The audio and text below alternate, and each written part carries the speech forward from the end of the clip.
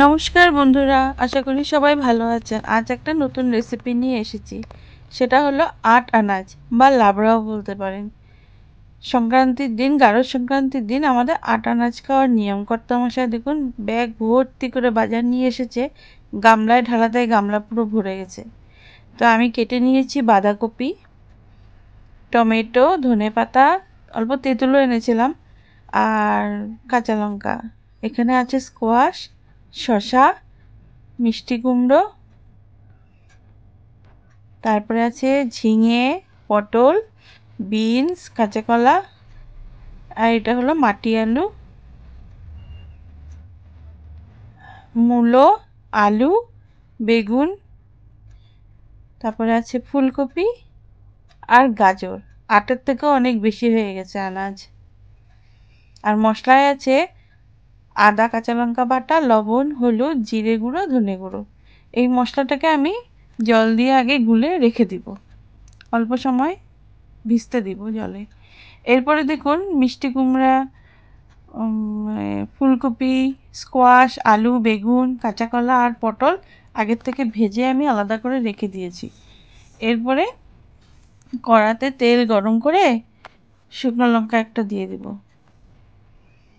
আর দেখুন আমার গাছের তেজপাতা, কি সুন্দর না দেখতে, সবুজ, আর এটা ফ্লেভারও অন্যরকম।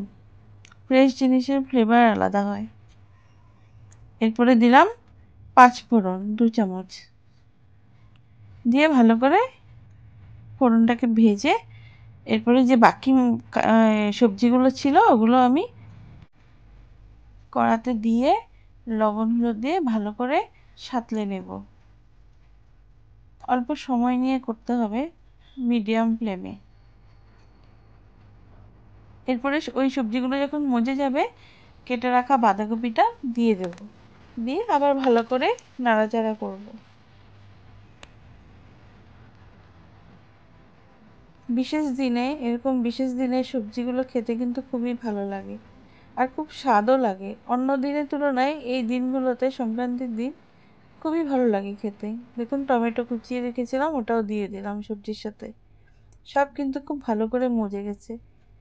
এরপরে যে আলাদা করে সবজিগুলো ভেজে রেখে দিয়েছিলাম সেগুলো মিশিয়ে দিলাম। আর হ্যাঁ, এখানে আমার কিন্তু গাছের কচুও আছে। এখন ভালো করে নাড়াচাড়া করে নেব। এটা আমার শ্বশুরবাড়ির নিয়ম, আট আনাজ। আমার শাশুড়ি মার শেখানো এটা। আর এই যে মশলাটা গুলিয়ে রেখেছিলাম সেটা দিয়ে দেব, দিয়ে ভালো করে নাড়াচাড়া করব। আমার মামার বাড়িতে আবার গাড়ুর ডাল, আর দিদির বাড়িতেও গাড়ুর ডাল হয়। এরপরে ঢাকা চাপা দিয়ে দেব। আর আমার বাবার বাড়ির নিয়ম ছিল ব্রতের ভাত বা বরের ভাত আশ্বিনের আধে কার্তিকে খায়। খুবই টেস্টি কিন্তু ওই প্রসাদটা।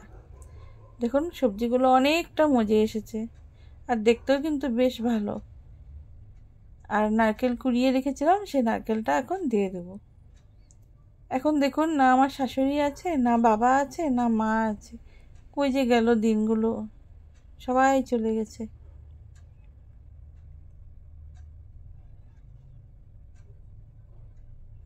এখন ভালো করে নাড়াচাড়া করে, আমি কিন্তু বারে বারে ঢাকা দিয়ে দিয়ে রান্না করেছি, আপনারাও তাই করবেন। আমি একবার দেখিয়েছি ঢাকা দেওয়াটা, কিন্তু এটা ঢেকে ঢেকেই রাঁধতে হয়।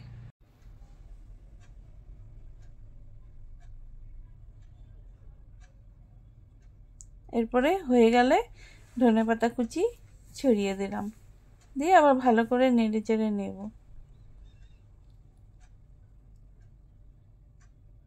আর সবজি হয়ে গেলে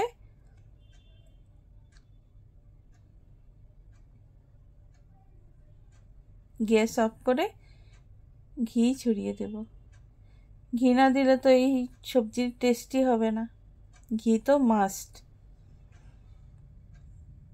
তা আমার এই আট আনাজ বা লাবড়ার রেসিপি কেমন লাগলো আপনারা কমেন্ট করে অবশ্যই জানাবেন। আর আমার চ্যানেলটাকে লাইক শেয়ার করবেন। আর আমার চ্যানেলটাকে সাবস্ক্রাইব করতে কিন্তু ভুলবেন না বন্ধুরা। Thank you.